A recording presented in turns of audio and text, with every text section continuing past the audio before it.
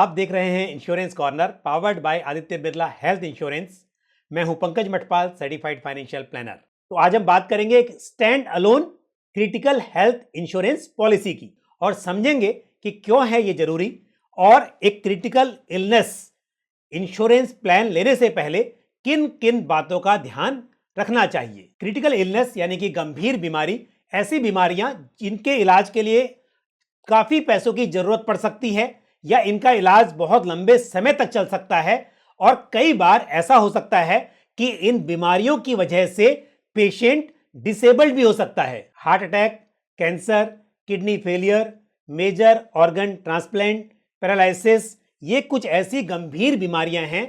यदि किसी व्यक्ति को ये बीमारी हो जाए तो उसके बाद इनके इलाज पर काफी पैसे खर्च हो सकते हैं। सबसे पहले किसी भी व्यक्ति को एक कॉम्प्रिहेंसिव हेल्थ कवर के बारे में सोचना चाहिए, यानी कि ऐसी हेल्थ इंश्योरेंस पॉलिसी जो कि सभी बीमारियों को कवर करती हो। लेकिन इस तरह की जो पॉलिसीज होती हैं वो हॉस्पिटल में भर्ती होने पर जो इलाज के लिए खर्च होता है उसके लिए कंपनसेशन प्रोवाइड करती हैं। लेकिन इस तरह की गंभीर बीमारियां जिनका मैंने जिक्र किया उनके इलाज पर काफी खर्च होता है और ये जो क्रिटिकल इलनेस पॉलिसीज होती हैं ये नॉन इंडेमनिटी या डिफाइंड बेनिफिट प्लान्स होते हैं, यानी कि यदि ये बीमारियां डायग्नोस हो जाएं तो उसके बाद एक लमसम अमाउंट इंश्योर्ड पर्सन को कंपनसेशन के रूप में पे कर दिया जाता है।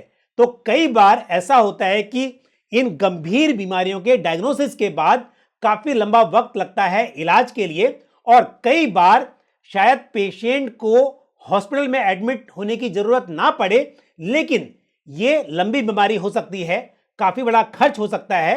तो ऐसे में यदि डायग्नोसिस पर एक लमसम बेनिफिट पॉलिसी होल्डर को मिल जाए तो इससे इलाज कराने में काफी मदद मिल सकती है। और साथ ही इन गंभीर बीमारियों में कई बार व्यक्ति अपने काम पर नहीं जा पाता है या बिजनेस का लॉस होता है, तो उसकी वजह से जो इनकम लॉस होता है उसको कवर करने के लिए भी इस तरह की पॉलिसीज लाभदायक साबित हो सकती हैं। इंडिया में life insurance companies, non life insurance companies यानी कि जनरल इंश्योरेंस कंपनीज और साथ ही health insurance companies critical illness cover provide करती हैं। क्रिटिकल इलनेस कवर एक स्टैंड अलोन पॉलिसी के रूप में या फिर एक राइडर के रूप में बाय किया जा सकता है। आपको एक क्रिटिकल इलनेस कवर की कितनी जरूरत है ये काफी हद तक आपके लाइफस्टाइल, आपके ऑक्यूपेशन और आपकी फैमिली हिस्ट्री के बेसिस पर डिसाइड किया जा सकता है। एक व्यक्ति की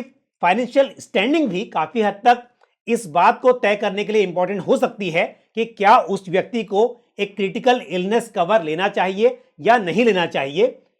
यदि कोई व्यक्ति यह समझता है कि इस तरह की गंभीर बीमारी हो जाने पर उसको इलाज कराने के लिए बहुत दिक्कत का सामना नहीं करना पड़ेगा, यानी कि उसके पास अच्छी वेल्थ है, तो शायद वो इसको इग्नोर कर सकता है। अदरवाइज ऑलमोस्ट हर व्यक्ति को क्रिटिकल इलनेस कवर के बारे में सोचना चाहिए। हालांकि मैंने कुछ बातों का जिक्र किया जैसे कि ऑक्यूपेशन, फैमिली हिस्ट्री या लाइफस्टाइल, लेकिन ऐसा जरूरी नहीं है कि इन सब बातों के आधार पे ही यह तय हो कि किसी व्यक्ति को क्रिटिकल इलनेस हो सकता है या नहीं हो सकता है, क्योंकि कई बार ऐसा देखा गया है कि बच्चों में भी कई गंभीर बीमारियां हो जाती हैं और जिसके इलाज पर काफी बड़ा खर्च आ सकता है। तो ऐसे में यदि आप प्रीमियम अफोर्ड कर सकते हैं तो आपको क्रिटिकल इलनेस कवर लेने पर विचार जरूर करना चाहिए। एक क्रिटिकल इलनेस पॉलिसी सिलेक्ट करते समय सबसे महत्वपूर्ण है कि वो पॉलिसी कितने क्रिटिकल इलनेसेस को कवर करती है, क्योंकि आप पाएंगे कि ये इंश्योरर टू इंश्योरर वेरी करता है और कई बार एक इंश्योरर के पास भी एक पॉलिसी के कई वेरिएंट्स हो सकते हैं, यानी कि एक प्लान ऐसा हो सकता है कि जहां पर कम इलनेसेस कवर हो और साथ ही दूसरा प्लान ऐसा हो जहां पर नंबर ऑफ इलनेसेस ज्यादा कवर होती हो।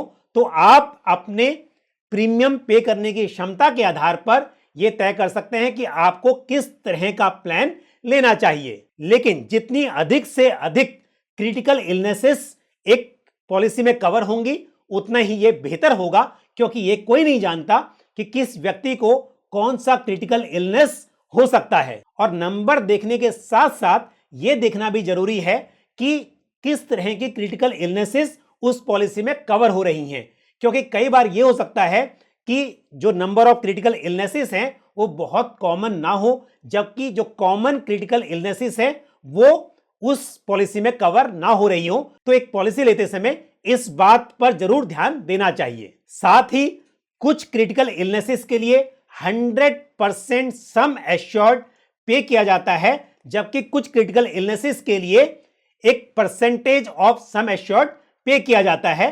तो यह भी जानना जरूरी है कि जो पॉलिसी आप लेना चाह रहे हैं उसमें किस तरह के क्रिटिकल इलनेसेस के लिए कितना सम एश्योर्ड अवेलेबल होगा। एक क्रिटिकल इलनेस पॉलिसी में एक इनिशियल वेटिंग पीरियड एप्लीकेबल होता है, उस समय के बाद ही कवर इफेक्टिव होता है, यानी कि कोई बीमारी यदि उसके बाद डायग्नोस होती है तभी उस बीमारी के इलाज के लिए कंपनसेशन अवेलेबल होता है। साथ ही यह भी जानना जरूरी है कि प्री एग्जिस्टिंग डिजीज के लिए एक अलग से वेटिंग पीरियड हो सकता है, या फिर वो pre existing disease critical illness policy में एक्सक्लूड हो सकती हैं। कुछ क्रिटिकल इलनेस पॉलिसीज में एक मिनिमम सर्वाइवल पीरियड की भी कंडीशन होती है, यानी कि यदि वो क्रिटिकल इलनेस जो उस पॉलिसी में डिफाइंड है यदि वो डायग्नोस होती है तो उसके बाद एक मिनिमम पीरियड के लिए यदि वो इंश्योर्ड पर्सन सर्वाइव करता है तो उसके बाद ही इंश्योरेंस कवर इफेक्टिव होता है, यानी कि तभी उस पॉलिसी में उस व्यक्ति को कंपनसेशन मिल सकता है। तो अब सवाल यह है कि आपको एक क्रिटिकल इलनेस पॉलिसी कितने सम एश्योर्ड के साथ लेनी चाहिए। वैसे तो इन गंभीर बीमारियों के इलाज के लिए काफी पैसों की जरूरत पड़ती है और ऐसे में सम एश्योर्ड जितना अधिक हो उतना ही बेहतर है, लेकिन क्योंकि पॉलिसी के लिए प्रीमियम पे करना होता है तो इसके लिए जरूरी है कि कुछ बातों के आधार पर, जैसे कि आपके लाइफस्टाइल और प्रीमियम पे करने की कैपेसिटी, इन बातों के आधार पर सम एश्योर्ड तय किया जा सकता है। एक क्रिटिकल इलनेस पॉलिसी लेते समय इस बात को जरूर ध्यान में रखना चाहिए कि यह पॉलिसी एक कॉम्प्रिहेंसिव हेल्थ इंश्योरेंस पॉलिसी का सब्स्टिट्यूट नहीं है, बल्कि ये एक एक्स्ट्रा लेयर ऑफ कवर है, यानी कि पहले एक प्राइमरी पॉलिसी के रूप में एक कॉम्प्रिहेंसिव हेल्थ इंश्योरेंस पॉलिसी को कंसिडर करना चाहिए और उसके बाद एक क्रिटिकल इलनेस पॉलिसी कंसिडर की जानी चाहिए। पॉलिसी लेते समय पॉलिसी के एक्सक्लूजन्स और साथ ही किस मैक्सिमम एज तक एक critical illness policy cover provide करती है, यह देखना बहुत ही जरूरी है। मुझे उम्मीद है ये जानकारी आपको पसंद आई होगी। इंश्योरेंस कॉर्नर के आज के इस एपिसोड में इतना ही। अगले एपिसोड में आपसे फिर मुलाकात होगी और फिर हम बात करेंगे हेल्थ इंश्योरेंस से जुड़े हुए किसी और महत्वपूर्ण विषय पर। धन्यवाद।